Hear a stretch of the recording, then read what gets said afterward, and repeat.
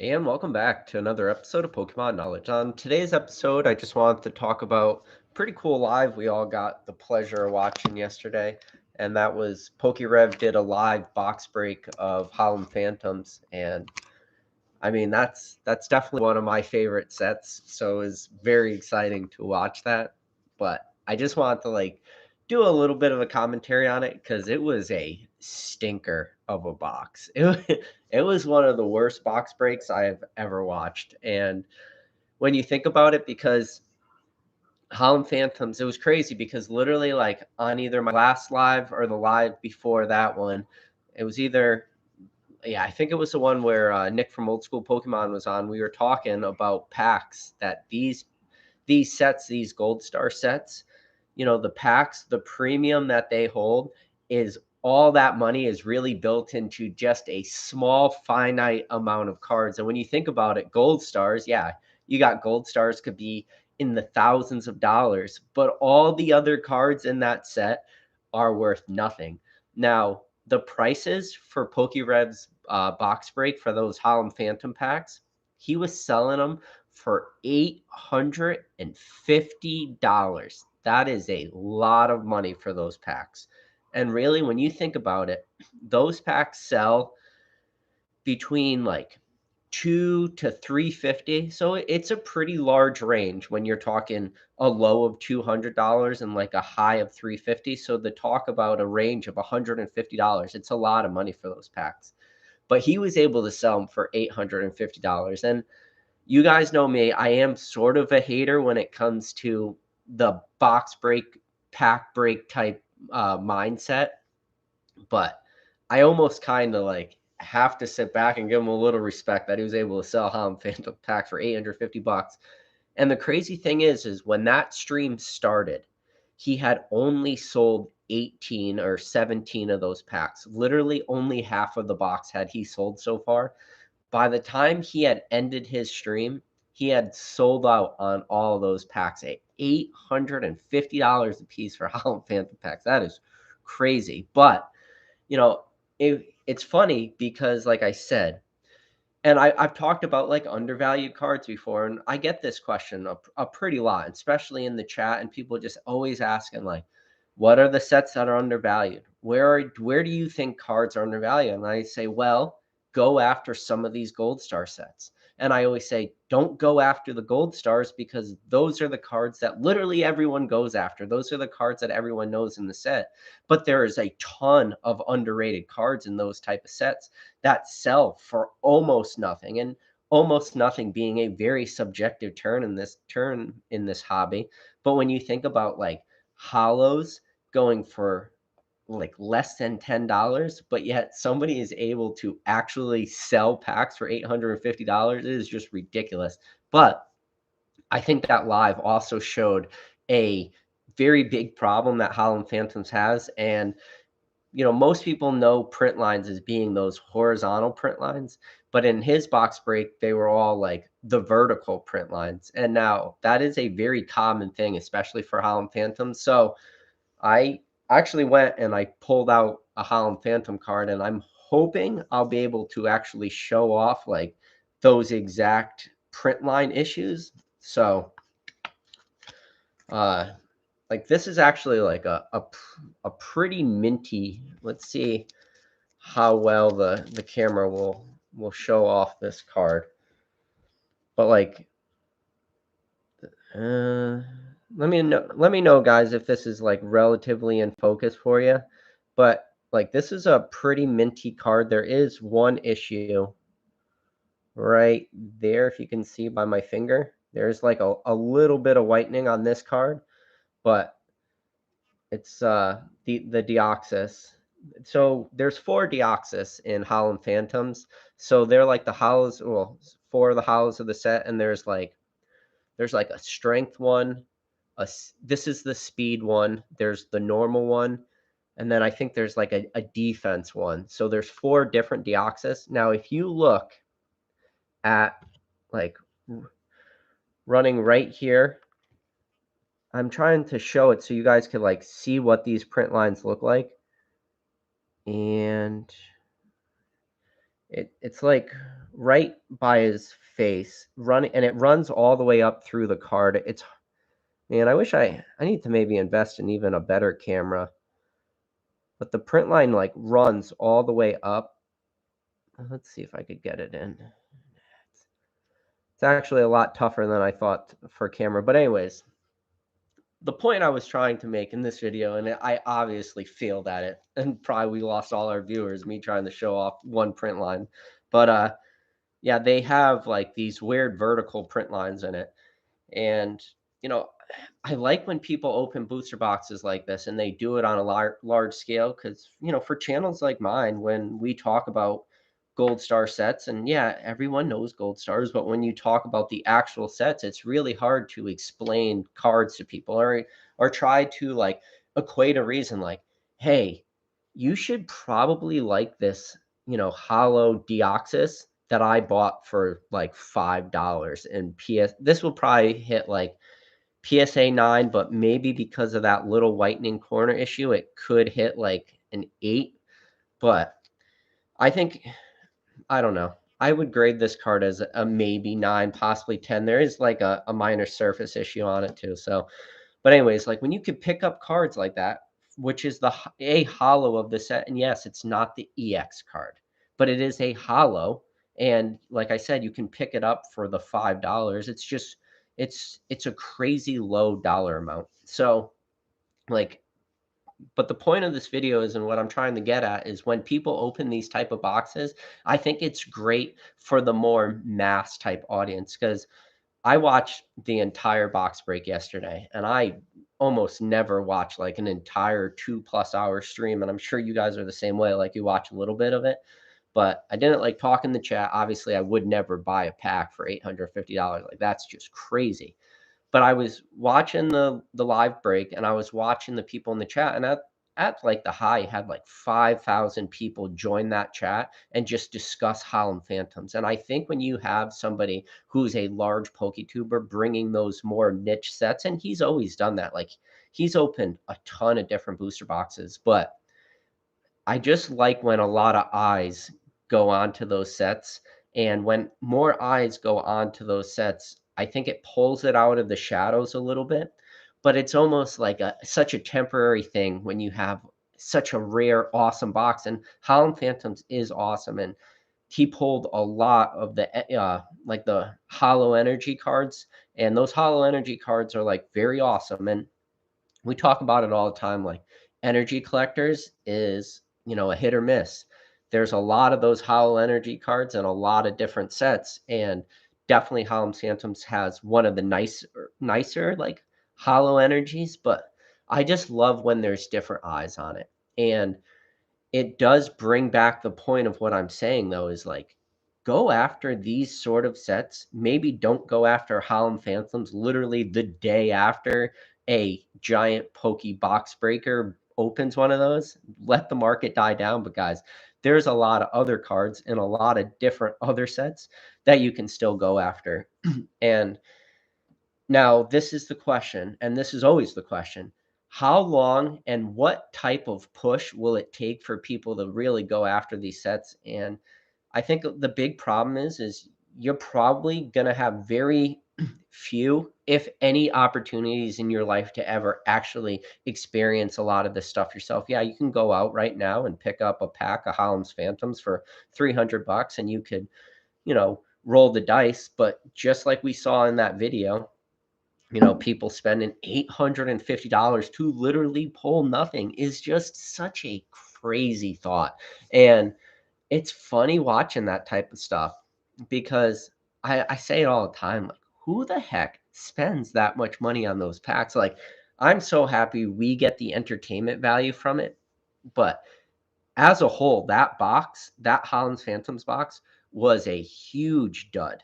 There was only one EX card pulled, but Holland's Phantoms really, it only has 3 EX cards in it.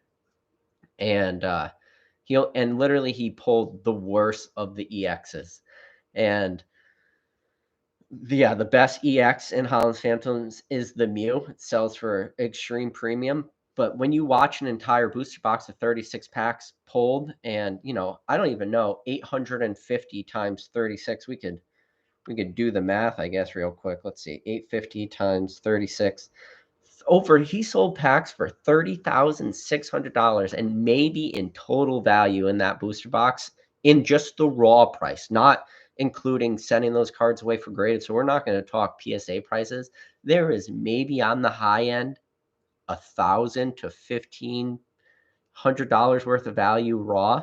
Like it's crazy when you think about that. That means for every $30 spent, there was maybe like $1.50 that people were able to pull out of those pack prices. So that's why I always tell you guys, if you want to go after the raw cards, go after those type of sets. And yeah, it's something fun to talk about. I just want to hear like what your guys' thoughts are too. If you actually watch those box breaks, because I love them. I'm not going to get a lot of chances to open up packs of these EX sets or especially Gold Star sets. So it is fun. But yeah, I only want to do like a shorter video just telling you guys like what my thoughts were, and then open up uh the live stream to questions. And if you guys got any questions, I haven't really been looking at the live stream, so put them at the bottom. I am curious though, did you guys actually watch that box break? Because it was a stinker, man. There was a lot of money lost by a lot of people.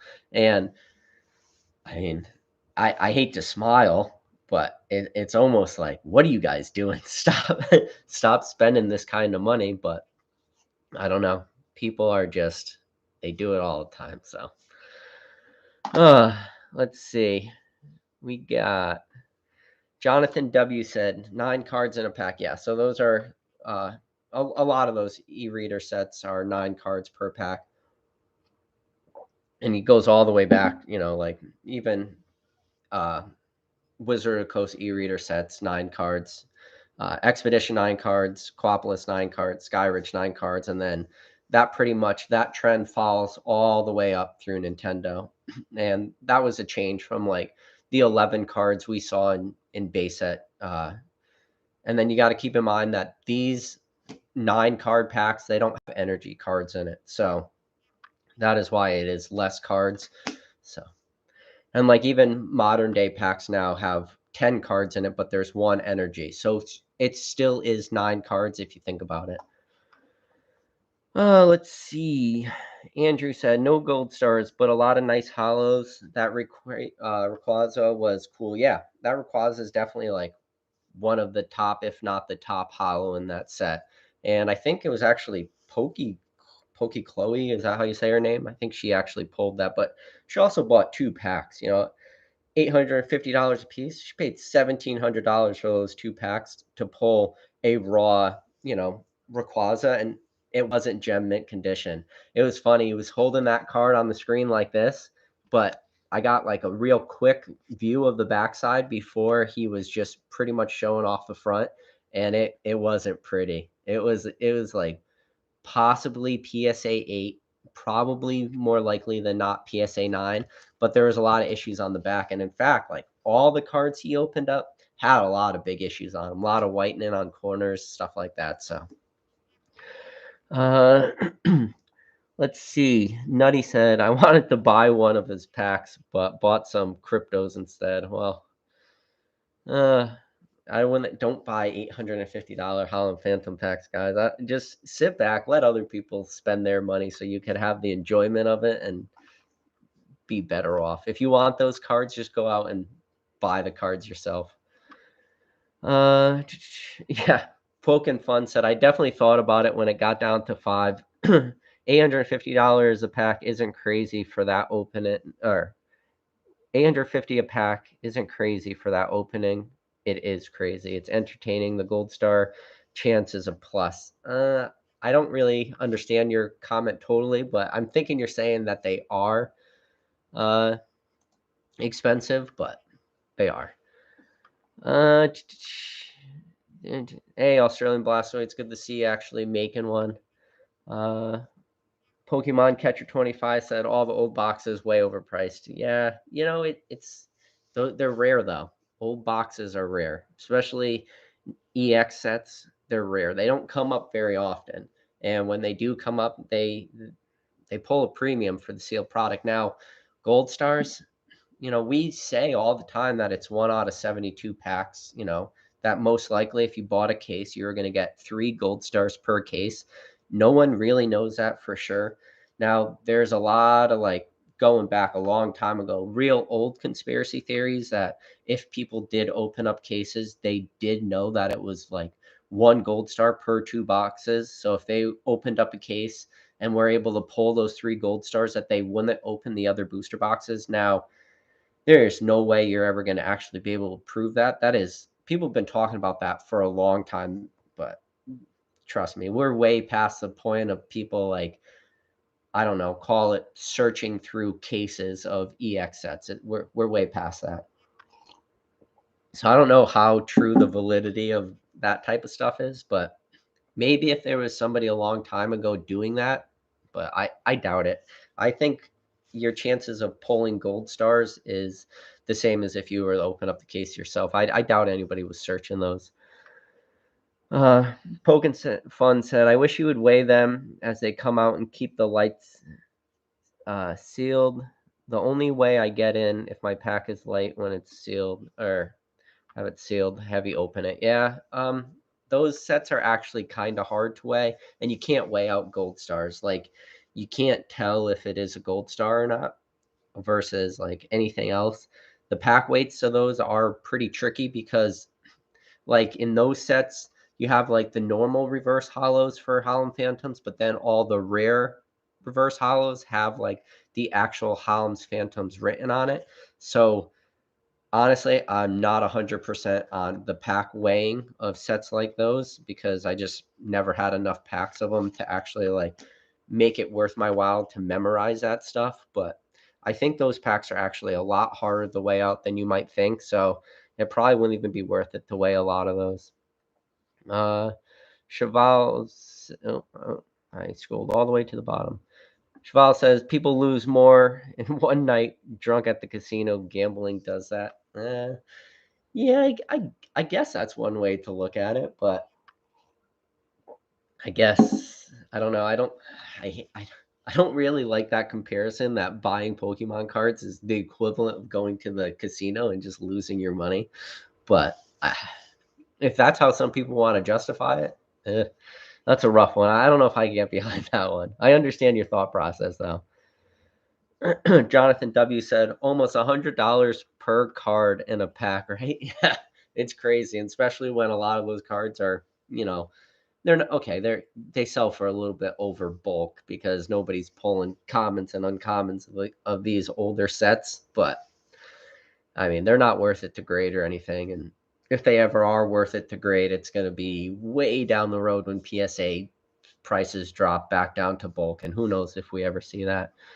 Uh, Andrew said, I watched all of it. Yeah, man, I watched all of it too. I thought it was great. I enjoy stuff like that. Like, I always get super excited anytime I see booster boxes like that being open because, especially live in the moment, you really never know if you're going to see a Gold Star be pulled or not. And, to experience something live, whether or not you own that pack or not, is, you know, a handful of times in your entire life will you see cards like that pulled live.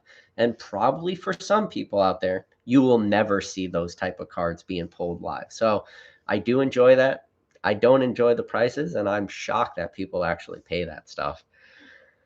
Hard Investment said watching him not pull a Gold Star Gyarados was upsetting. Yeah, and I don't know if you guys do know what the 3 Gold Stars in Holon Phantoms are, but it's the Pikachu. So I guess I don't really know what one you would consider the big chase card in Holon Phantoms. But anyways, you got the Gold Star Pikachu, got the Gold Star Gyarados, but it's like the red Gyarados, and the third Gold Star is the Mewtwo. Now, preference wise, I do always lean towards the Pikachu. Like, I like the Pikachu the best, but then I also really like the Mewtwo. I think the Mewtwo is like pretty badass art, but then at the same time, do love the Gyarados being the red Gyarados. It is a solid Gold Star set when it comes to the actual Gold Stars.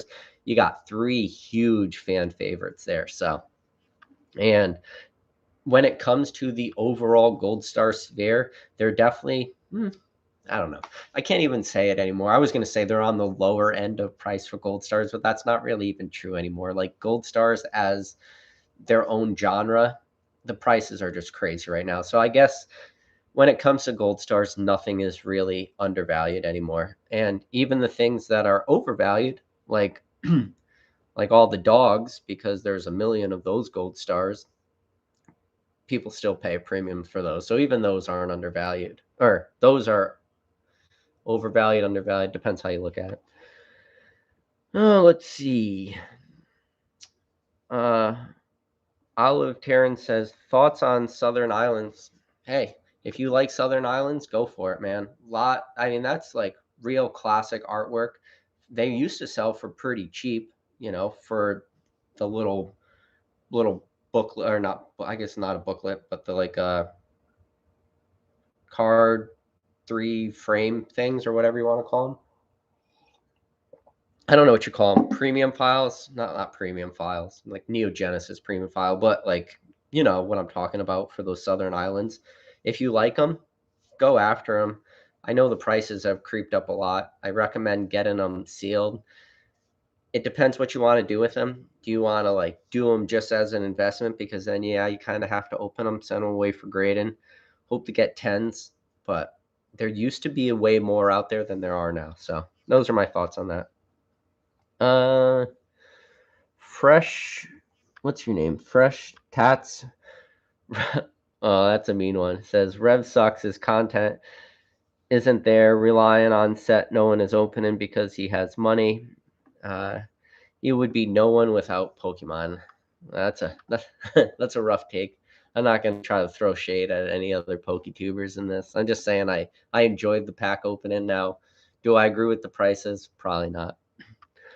Pokin Fun said, I don't think they were spending $850 on one pack for an investment. Those that break most likely had $850 below. It's for entertainment. No one else is selling that box out. Oh, no one is selling that box out for $850. Forget about it. Can you imagine if I try to pull some shit like that to try to sell you guys $850 packs of Holland's Phantoms? Yeah. No way in hell can anybody besides maybe him and maybe like a Leonhardt. I know Leonhardt's getting into the box break. He's doing the whole his new rare candy platform for his first box break. He did the shadowless packs, and I want to say he sold those for like $2,000 a piece, which is again a ton of money to pay for shadowless packs. And I thought with the market cooling down, we would see like this pack breaking prices retrace a little bit, or at least hold back a little bit. And I always thought like the market would become a little bit more educated, a little bit less willing to spend their money willy nilly. But I'm constantly being proved wrong. So I'll probably always be proved wrong when it comes to people spending tons of money on pack breaks. Australian Blastoise said, knowledge, what's your biggest, most single takeaway that you got from the pandemic craze? I would say that my biggest takeaway from the pandemic craze would be no matter what, people are always going to go back to what they know and what they love. And it doesn't matter what you know, what you love. And a lot of it's going to be like probably whatever you grew up with. However, you know, and I think because when it comes to pandemic wise, I think pandemics are hard on people, right? You're staying at home, you're not doing anything. So you're going to try to find something that represents like a better time of your life. And I'm probably for most people, like growing up in elementary school, ripping packs of Pokemon cards was probably like a really good time in their life. So as they're going through the pandemic, that's probably one thing they went back to, and they flocked to Pokemon and they said, well, my life right now sucks because I'm locked inside, can't do anything, can't even go out and buy toilet paper because people are fucking nuts. So maybe they went back and they pulled out like more of these happier childhood memories. And I think that's one thing you could take out of pandemic. Now, I is a lot of people like were already in Pokemon. Yes, of course, but I think like maybe that was a catalyst, and it only sometimes it only takes like a little catalyst to get people back into the hobby. And I've talked about it before. There'll always be a ton of people join the hobby and then you have the huge drop off. But as long as you have more people staying than you had, before the hype or before the boom, you're going to be doing all right. But that's a good question, Australian Blastoise. I don't really know if there's a perfect answer to that question. Let's see. Oh man, Ivan said at least Rev quotes the PSA 9 recent sales. Oh yeah, that's a good point. Not just the PSA 10 prices. That was always a big thing, and I think I understand it, right? Like you're going to quote the PSA 10 prices because it's just people want to know the prices of cards, and especially people who are probably not as in in entrenched in the hobby as you and I, who could probably quote a lot of these prices, or at least easily. We have the very easy searchability to just go on eBay, look at recent sales, and at least understanding which items were shielded, maybe which weren't. We go look at some recent PWCC auctions, kind of get like a relative decent understanding of prices for a lot of this stuff. But I think that is just the newer collector mindset, that PSA 10, and the everybody will be in it eventually for that huge reality check that not everything is a PSA 10. And especially if you're sending shit to CGC, then nothing will ever be a PSA 10 and you'll have your head underwater forever. You said Booyah said Gold Star booster boxes make no sense to crack open if you're looking at them as an investment. No. I mean, never. I It's one of those things that if you all right, this is my thought, right? And you guys can tell me if I'm wrong, because I understand, like, as you're watching these live streams, like, it's excited. People are, getting excited about the polls. And I think it's exciting because there's a lot of people, like I said earlier, in that chat that are experiencing these sets for the very first time. And, possibly couldn't even tell you what year these sets are from, let alone what era they were from, whether they were, you know, EX or Diamond and Pearl or Heart Gold, Soul Silver, Platinum or Black and White or XY or Sun and Moon or Sword and Shield. Like, they're probably so far removed that I could understand like how maybe they would want to buy those. But for me personally, if I wanted to crack open a pack of Holland Phantoms, I would shop around on eBay, wait till I found a pack come up for a good price, and I would open it. But more importantly, something like that, I would record it. And even if I never shared it on like my YouTube channel, I would always have that recording for myself. So if I ever want to go back and like watch my own opening, I could definitely do that. So that's always my thought process. And I don't know. I can't ever get over the thought of having other people open my packs, especially like huge high dollar amount packs like that. I don't know. I want to touch the cards. I want to feel the cards. I want to smell the cards. I want that experience for myself. But I understand it. Um, Chill Phil said, "I'm not a fan of people selling packs as if every pack contains the most rare cards. Not every pack is going to have big hitters. No, no, they're not. Especially for a lot of these sets where, like I said, there's a lot of duds in those." Uh, uh, Chef Kane said $850 below on someone else opening a one pack of cards on a stream is wild. Yeah, man, that's what I just said. Oh, crazy. I guess great minds think alike.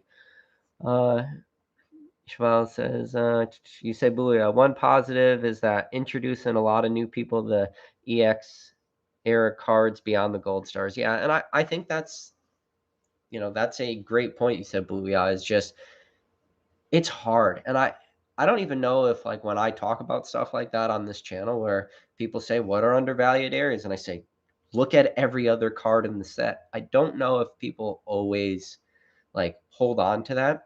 And there's like I don't know, just there's ton of random cards and ton of random sets. Like, I don't know.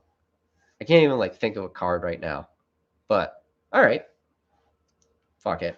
How many times have I shilled now that the secret rare Pikachu from Legend Maker, whatever, we all know that. But think about like one of the non-hollow rares, or not, it's not a hollow. I don't know if it's a common, I think it's an uncommon, but it's like the Ammonite from Legend Maker. Now, if you guys have never seen the Ammonite from Legend Maker, you should definitely go and look up that artwork. Like that is a very rare, like not expensive card. You could probably buy that card for like 99 cents on eBay. But in that photo, the Ammonite is like standing in the like there's like one main Ammonite standing there and he's got a tear coming out of his eye.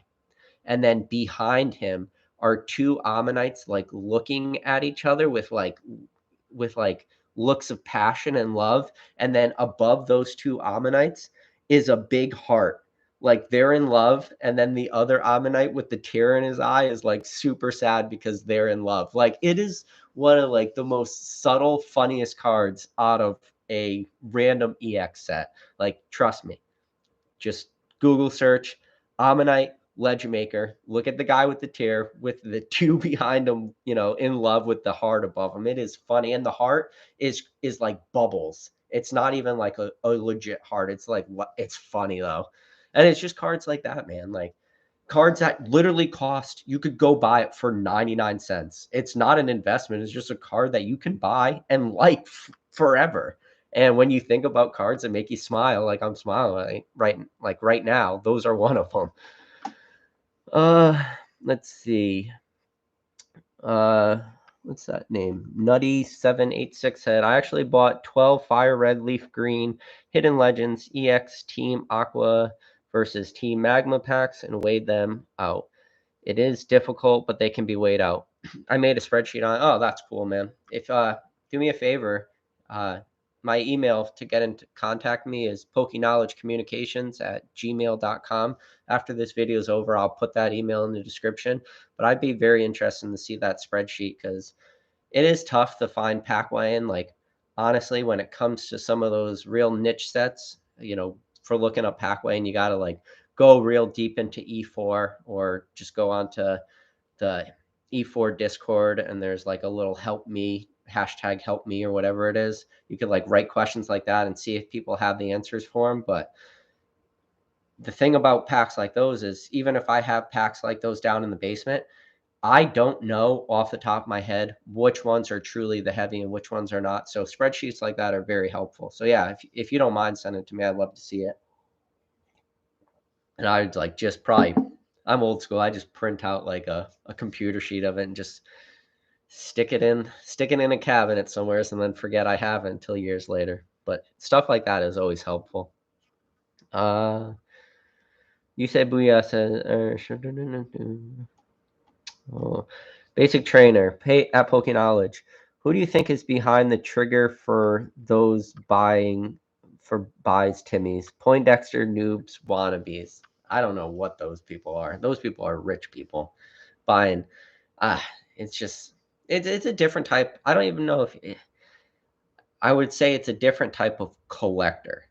I can't say the word investor, and maybe that's where I've been wrong too. And basic trainer, I think maybe you got a good point there because I always talk about the Pokemon collector investor being one and the same because I'm never able to pull myself out of like how can you be a collector and not be an investor at the same time because when you collect Pokemon, especially recently, 2020, 2021, your collection exploded in value. So there's probably a ton of investment there. Whether you meant for it to happen or not, it does not change the fact that it did happen. Now, maybe that's where I'm wrong, that maybe there is just a huge separation from the actual collector versus the investor. And the collector for some of these people are just doing things that like I can't even comprehend and relate. So it's almost counterintuitive for my brain to even get to the understanding of how somebody could pay for these packs. So good question though. Andrew said, did you catch that whatnot base set break for $4 a pack? How do you think that went overall? I didn't catch it. I didn't even know what was going on. Usually, I don't know. Like base set's fun, but base sets. How many base set packs can you really see opened? I mean, base sets. I don't know. If somebody's opening base set, I'm gonna watch it. But no, I didn't catch that one. PWCC has a PSA 10 first edition base Zard listed for auction. Curious to see how it performs. Yeah, I don't even know what the last Zard that sold for. I'm gonna say ballpark, like the 240K area, but I don't remember. I don't, to be honest, I don't really keep up to date with, first edition Zard prices because they fluctuate so much. All I know is that they're way overpriced. They're not worth the dollar amount they're selling for, and I will not be the one buying it.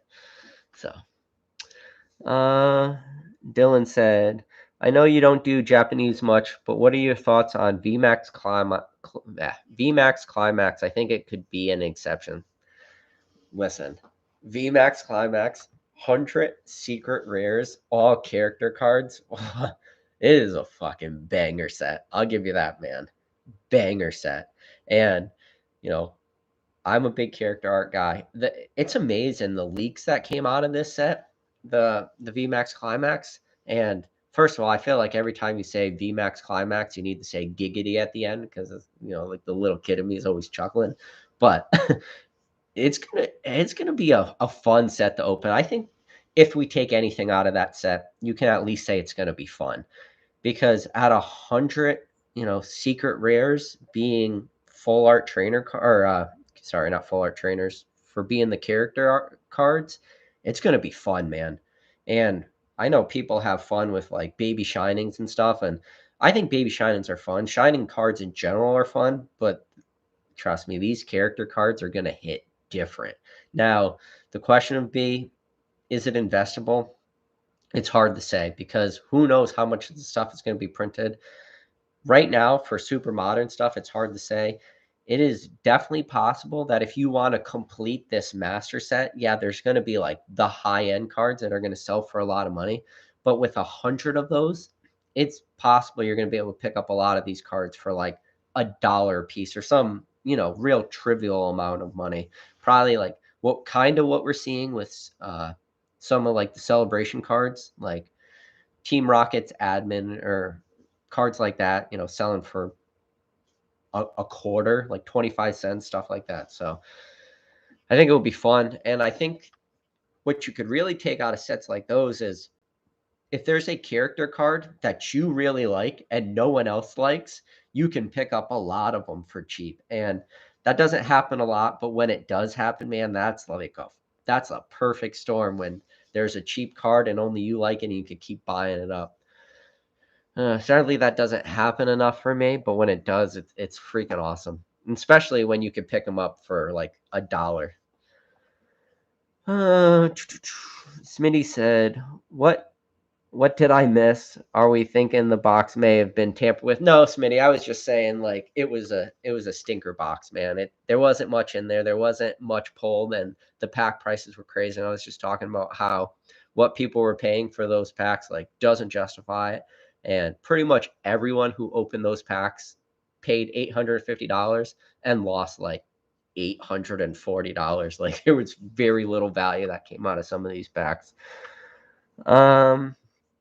Basic Trainer said, does PWC have a new block out? I've been checking, but I don't see any now. No, I think they're just getting ready to put out their premiere auction for December, and I'm going to be interested to see, what this auction block looks like because I don't know if you guys have been buying off PWCC, but the best way to do it is on the very first day when all the auctions go up, put in like $10 bids on all this stuff. If you're like, okay, I'm going to want to buy this card in 7 or 8 days or whenever that auction ends, get your bids in real low and maybe you get lucky. And at least if the prices creep up so high and you don't want to buy them or they just get to a point where maybe you can't even afford them, you don't have to worry about it. So like on the first day of auctions, I think I had like 83 different bids in.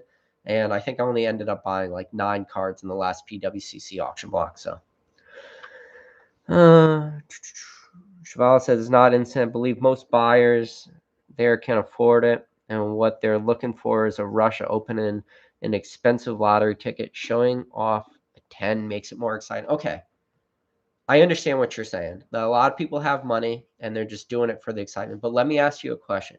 How many of those 36 people that bought packs, and I guess maybe some people bought 2 packs, so let's just say 20 people that bought those packs. out of those 20 people spending $850, what percentage of those people had no clue what was in that set or wasn't even familiar with Holon Phantoms? Like, even if it was two people, 2 people out of 20 is still 10% of the people that bought packs had no clue what the hell was going on. And like the fact that you could have 10% of your buyers base spend $850 on a pack and have no fucking clue what's in the set is crazy scary. So just something to think about. Yeah, RN said people like to gamble. Hey Derek, how's it going, bud? Good to see you in the chat. Australian Blastoise says, why do you think people still treat Expedition and EX Dragon like the hot chick's ugly friend? I don't know. Does no one treats Expedition like, the hot chick's ugly friend?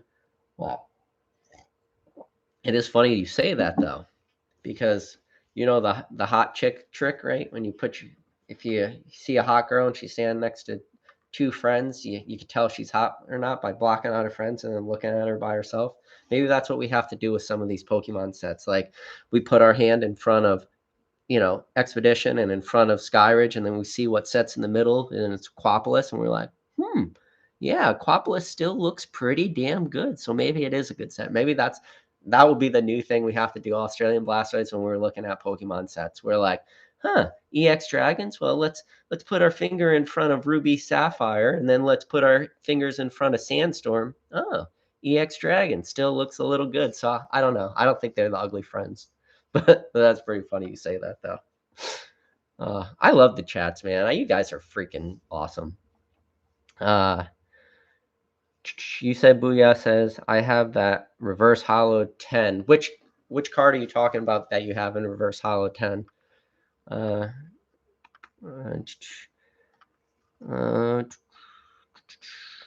right.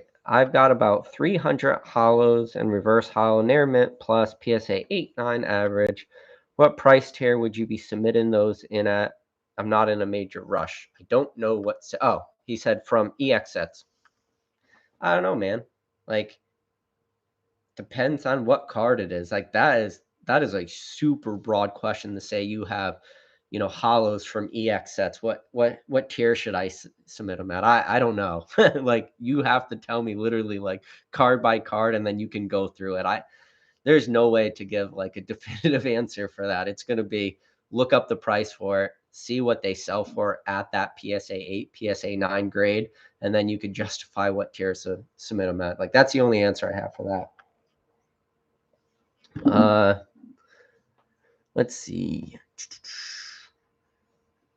Kyle, send the Team Rocket returns to CGC. I'm trying to complete a CGC 9 reverse hollow set. Smitty, I like it, man. That would be a fun little side project for you. Now, I don't know how hard it's going to be to find those cards in CGC 9, if a lot of people are even grading them or not. They don't come up very often. I think if you are trying to complete some of those, reverse hollow sets, you might want to consider trying to pick up a lot of those cards in, nice minty condition off eBay and just grading them yourself. Now, grading costs have gone pretty high with CGC, $15 for bulk plus $10 for subgrade. So that's going to bring you like $25 a card. It could be a lot. So you got to keep in mind every card you buy now, you got to add $25 on top of it to have it graded. So, there's a lot of reverse hollows that, you could pick up in good condition for like $40 to $50 because they don't come up very often. So then you add $25 on top of that, you're talking $75 total investment to get a CGC 9 on some of these cards. It's like you got to make those decisions on your own, man. But I think that's a fun goal. And then if CGC ever crashes and burns, you could always just crack all those slabs, resubmit them to PSA, and then have yourself a nice PSA 10 master set. Bulk and prices go down, open, let them upcharge you. Yep. James said, what did I miss about Rev's break? Basic. If you're in the chat, I still got to go back to you. You say booyah. They might take some of the character cards and split them among falling sets, collection boxes on the English sets. Yeah, I think for Brilliant Stars, they said only 30 character cards are going to be in that set. So If you got 100 coming out, and you're only going to release 30. And you're right with the collection boxes and everything. And then I know you guys have already seen it, like call it like the Mew Black Gold Star, and then the Pikachu. Or I shouldn't say Gold Star. I got Gold Stars on the mind, but like the black border, gold border Pikachu, and then the Mew. Those are very similar to like the Zacian and Zamazenta that came in the Sword and Shield Premium Collection box, and then they did like the Sword and Shield Premium ETBs or whatever, where they split them up. So we could definitely maybe see that those cards and maybe that type of product. I doubt we see those black cards in the actual regular set. I think we'll see those different, but you know, already think about like pack art for Brilliant Stars. It's got the Charizard on it, so we're probably gonna see that Charizard and Leon card in it. So, question for you, dude: would you rather have a CGC 9 early EX or early EX, error EX, or a SGC 9.5 of the same card? How about a CGC 9.5 versus a SGC 10? Okay, to answer your question, SGC for Pokemon cards when it comes to 10 are very good condition cards. SGC does not hand out 10s for Pokemon cards nearly as much as maybe some people think. So when it comes to an SGC 10, I would say easy crossover for PSA 10. CGC 9.5 probably a easy crossover to PSA 10s. Not 100%. And the only reason I could say that is because I have one CGC 9.5 that would not cross over to a PSA 10. I have a lot of CGC 9.5s now, but like I said, only one of them I know would probably not cross over to a PSA 10. So you take a little bit of a risk, I guess, going with that. But and again, I got a lot of CGC 9s that would cross over the PSA 10. So it's a tough question, but I would value the SGC 10 the most, and you're probably going to pay the least. It depends. Let's see. Basic Trainer said 850 to lose 840. Yeah, man. What's up, Eddie? Josh said, I was in high school trying to get laid and failing when I should have been buying EX boxes the whole time. That's great, man. I think we were all doing that, trying and failing miserably. Kevin Clare said, no way, actually bid in last seconds. Let somebody. Oh man, my chat's like bouncing on me, guys. Sorry. Let's see. Chill said exposure to the early sets, good for people that came back into the hobby, is good overall. He loves the Neo sets. Yeah, man. Neo sets are fun. I would say Neo sets are up there. I would like to know what your favorite Neo set is, because I know I have mine. Addie said, yeah. Keen said Expedition is fire. Yeah, man. Legend Maker hollow pattern is incredible on those reverses. Yeah, dude, a lot of those like EX reverse hollows, they hit different, man. And some of them, for some sets, I kind of like the reverses more than the hollows, and especially the ones that have. It's people's take, right? Like sometimes you'll, with the exception of like the rares that have the set names on it, sometimes you'll pull a reverse hollow, you'll look at it real quick and you'll think it's a hollow, and then you have to like stare at it and be like, okay, this is not a hollow, this is a reverse hollow. So they hit almost the same, if not better than hollows. I don't even know if that's really a hot take. I feel like a lot of people agree with that. All three e-reader Wizard Coast sets have some bangers, yeah.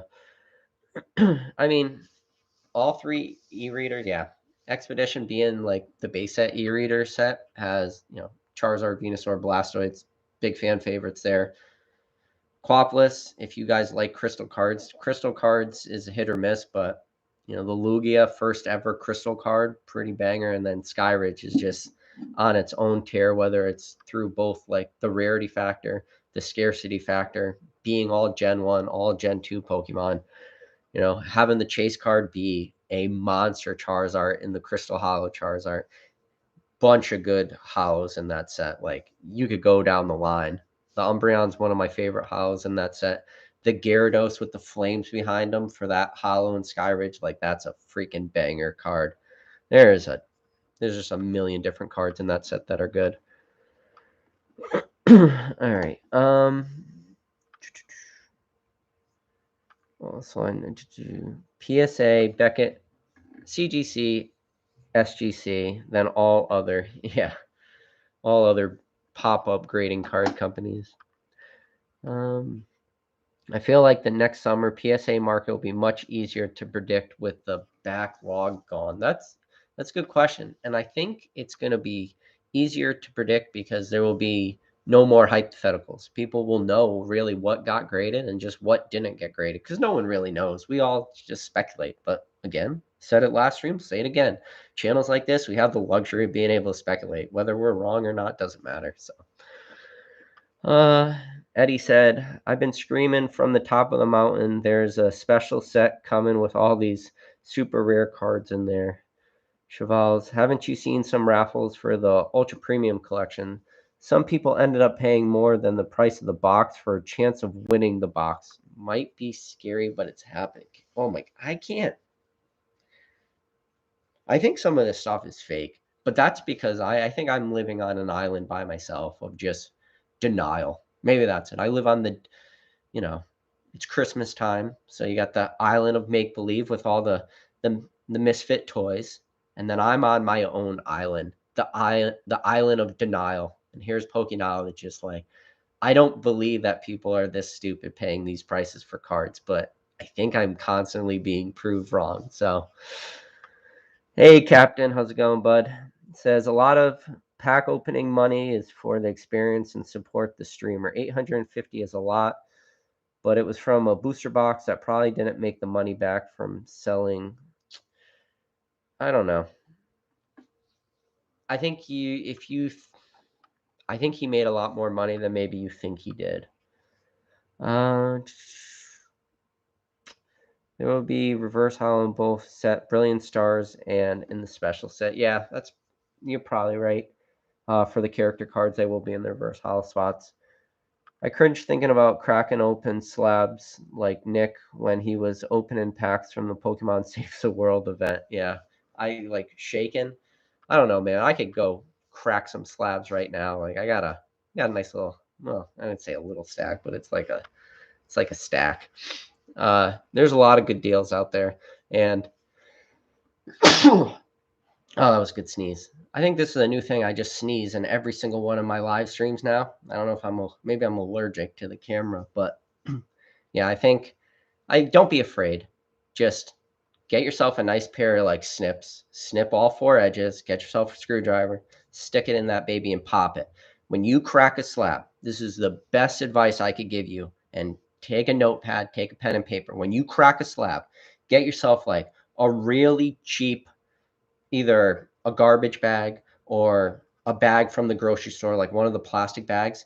And when you crack that slab, make sure the slab is inside of a bag. Because trust me, when you snip down and you crack off the edge of that slab, those little plastic pieces just go flying. And next thing you know, you're going to be in your room, you're going to have the vacuum out vacuuming because those little plastic shards go freaking everywhere. I did it once for a video, even though I knew it. I was like, yeah, but I want to like stick it in a bag because it's not going to show well. And it was a terrible cleanup. So don't do that. That's some good advice for you. Captain said, also love your content, bro. Lots of information. Hey, man, I appreciate that. Hey, Pokenomics, how's it going? Yeah, Jake, when's your next live? That's a good question. Australian Blast, I said, question knowledge. Have you ever took a risk on a seller with zero feedback or negative reviews for a bar? Okay, that's a good question. So I have. And sometimes you get really lucky. You got to look at what they're selling. If it's a zero feedback and, they're selling a ultra new product and it's selling for some crazy amount of money and so let's say they're selling an ultra premium collection for $119 on eBay. Obviously, those people you're not going to buy it from. But I have had a lot of luck with people selling like more vintage cards that are in like relatively near mint. You can tell like real true binder cards that people probably had in binder cards, and then you can see how they list cards and make sure they have multiple listings. So like like this Deoxys is an example. So if somebody were to have this Holland Phantom Deoxys listed and they had it at, a relatively cheap price, I'm going to look at like the description. I'm going to see how they typed it out. I want to make sure like that there is some sort of knowledge there and they put a little bit of time into it. And if you really want, you could take time and maybe message a seller on eBay. But I've had a lot of luck buying really good deals on eBay because there's a lot of people will not take that risk. So even if you have somebody that is a truly good seller who is just trying to literally sell off their Pokemon collection, you could have 10 people look at that auction. 10 out of 10 of those people see the zero feedback. Only one person takes a risk. Listen, you can get lucky, but then huge warning, you can get burned too. So just be very mindful. If you're going to buy it on eBay, yeah, you're probably going to get your money back. It's just your money's going to be tied up for a while. But yeah, I will take the risk. Now, if it's a premium product like, sealed blister packs, stuff that never comes up, that there's no way somebody is selling a blister pack of Team Rocket returns, sealed, or a Skyridge blister pack sealed. Like if they're selling something like that and they have zero feedback, then like no. But if it's some raw loose binder card of, not Charizard first editions and cards that are obviously real and not fake, then yes, you can take the risk and you can get very lucky and you could actually get some really good deals. That's actually a very good question, Australian Blastoise, and it's just a lot of like, do your due diligence, man. It's, I don't know. Uh, Cheval says Pokenomics. We got Pokenologist views. Next, we'll get your thoughts on the VMAX Climax. Yeah. Captain said Orlando, February 26th, Dallas, May 28th, Charlotte. I don't know what that's referring to. I wanted to buy a pack, but damn, the thing sold out. Yeah, guys, listen. Don't spend $850 on Holland Phantom packs from a booster box break. It is not worth it. You guys, people are nuts. Uh, Captain Cousin, I'm not mad at him for that. Yeah, guys. Listen, I just wanted to come on. I didn't want to do a long stream. We're about to hit the hour mark, but I just wanted to come on and like, talk my thoughts out for that Pokerev box break, why they were still like fresh in my brain, because stuff like this is exciting. And we're not going to get a lot of chances to see these booster boxes opening. As long as you're not paying for them, you can take the entertainment value out of it. You can do really well. So Blitz said, bought a weak looking PSA 10 Gengar, and once I received it, it was perfect. Just a terrible photo made it look bad. That's another thing too, man, is all right. This is I was going to sign off, but now I'm not. I'm going to tell you what some of the problems I've had with buying.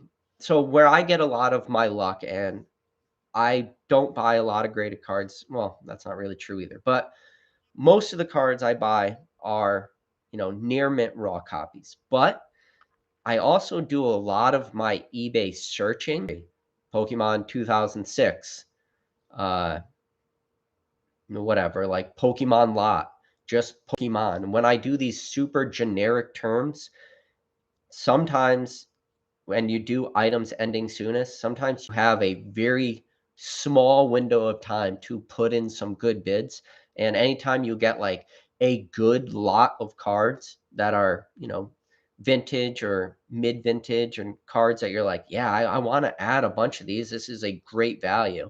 And then sometimes there's like no photos of the back of the cards, and you only have like a minute and 30 seconds to make like super hard decisions. Like, those are tough, man. Those are just you looking at those cards like instantly and trying to figure out like, is this lot going to be worth it for me? And sometimes you get really lucky.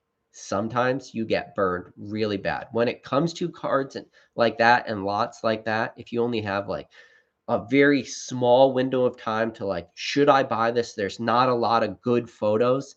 What I'll do is I'll quickly click on the seller's name and see if they're selling any graded cards. Even if they're selling one single graded card, I will not buy that lot because that means that the person selling at least has enough awareness to have owned graded cards and understands the premium that graded cards sell for.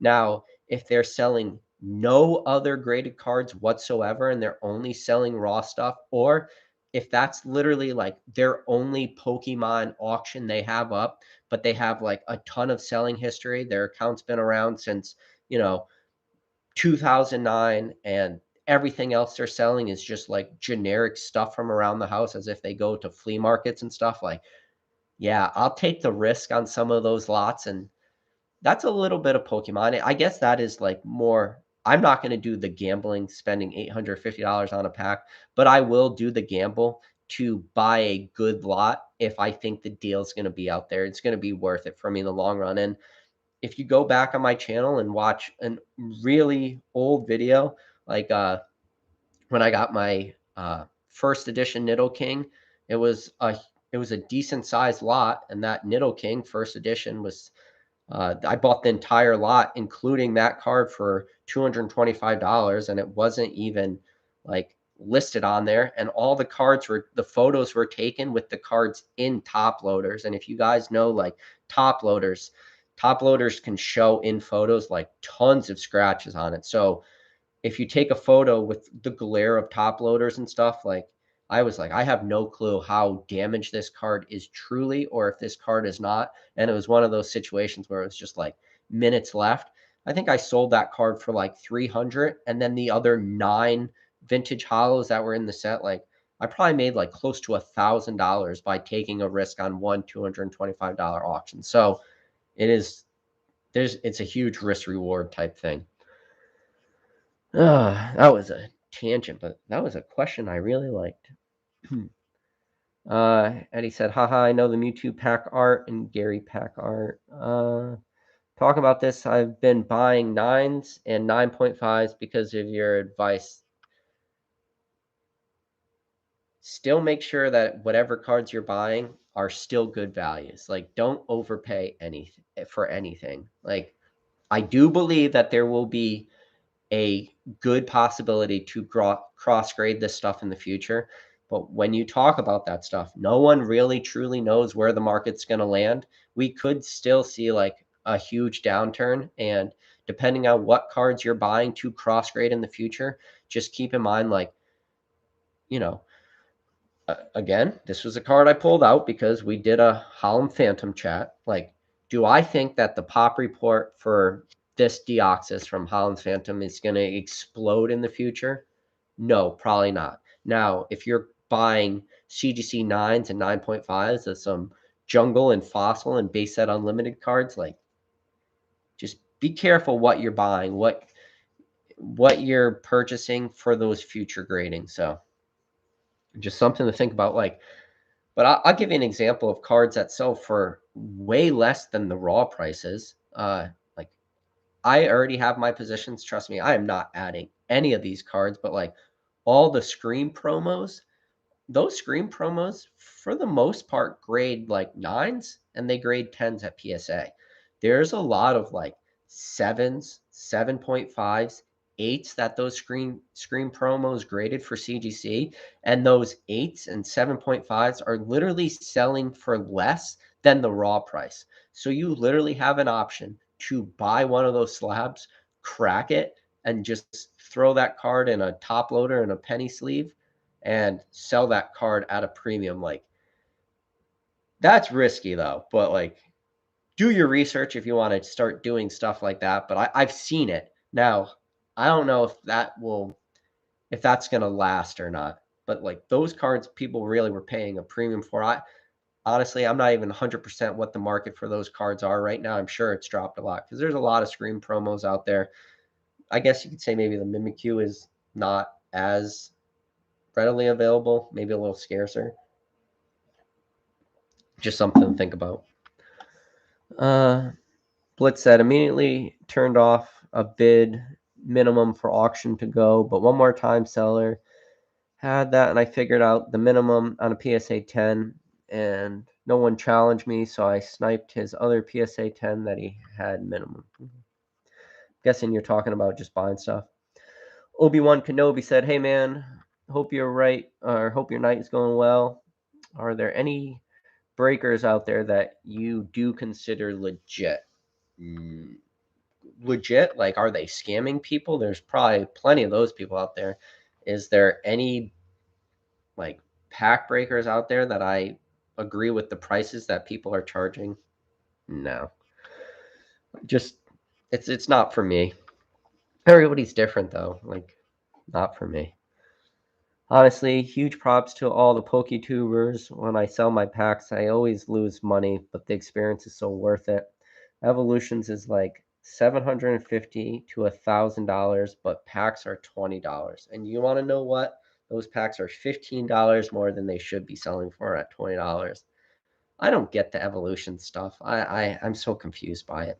Evolution, and I don't even know if evolutions is really still $750 to $1,000 a booster box. I don't think it's that high anymore. It could be wrong, and I'm probably wrong because I do not follow the price of evolution booster boxes. But I have been very transparent on this channel that I was wrong about evolutions, because when I said that evolutions was overvalued at $400, I was wrong because the market proved me wrong, and that thing kept going up. How sustainable is evolution prices? Not sustainable. I would, you talk about just like a fire burning around you. I don't know. If you guys want some evolutions packs, like I'm not gonna sell any products to anybody watching these, but I could sell you some evolutions packs for way cheaper than that. Uh, do, do, do. Talking about my favorite, talking about EX, my favorite set is Crystal Guardians. Yeah, I talk about Crystal Guardians all the time, man. Crystal Guardians, great Gold Stars, great Charizard. Last stream, I talked about the Blastoise. Just overall good set. I talked about the Crystal Guardians. The EX card is the best of all the EX cards. It is the Pikachu in that set. Oh wait, no, I lied. Pikachu EX is in Sandstorm. I don't know why I just said that. I was thinking Charizard. Yeah, sorry. Poke Rich Mega. Delta Species is my second. Yeah, Eddie, Delta Species has a lot of good EX cards in it. It is a stack set. Delta Species has some, being a Gold Star set. It's a pretty hot set. Love the Pikachus in Delta Species, or not the Pikachus, the Ditto cards in Delta Species, like the Ditto Pikachu, Ditto Squirtle, Ditto Charmander, all awesome artworks. Delta Species does not get like a lot of the attention it really does deserve. Yeah. So I would say the best Gold Star in Delta Species may be the Groudon, I'd say.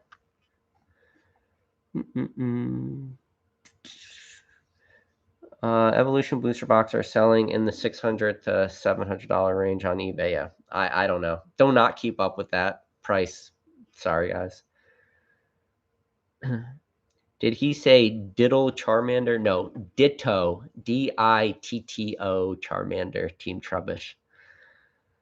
I just got back my childhood cards. Delta Zard back in a CGC 7. Cross-grade that bad boy. Get yourself PSA 8. I don't know. It's hard to say. I'm not a big CGC guy. Like, I've graded enough cards with CGC that I'm not doing it anymore. And I've always been tough on CGC. I think I'm pretty well on the record with that type of stuff. But all right, so we made it to 1 hour and 9 minutes on this chat. I hope you guys all had fun. Appreciate every single one of you guys tuning in. If you do me a favor, hit that like button before you guys leave. Help me out a lot. But Basic Trainer said, "Will you be attending any Collecticons in 2022?" No, nothing planned. If there's anything close to me, I'll consider it. But I don't know if you guys saw Leonhardt did his shop. Like you could subscribe to the newsletter. It's in Dallas, Texas, so that's pretty far from where I am. I definitely signed up for the newsletter. I signed up for it with like two different email accounts. But I don't know. It would be nice if I did win like one of his Pop Shop tickets. I don't know. I'm not really worried so much about the dollar amount. I'm just more thinking of the logistics of like the plane trip and everything like that. I got a newborn at home.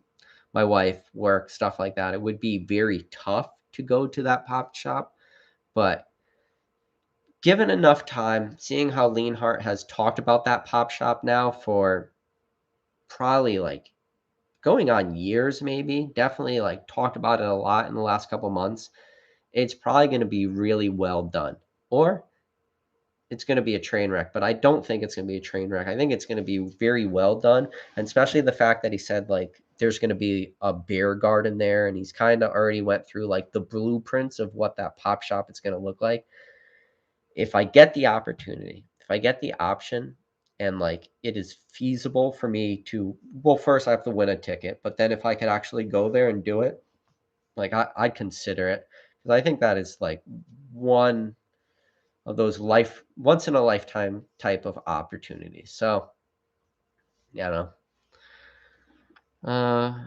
Yeah, what state am I in? Yeah, I'd rather not answer, but I live on the East Coast if that narrows it down.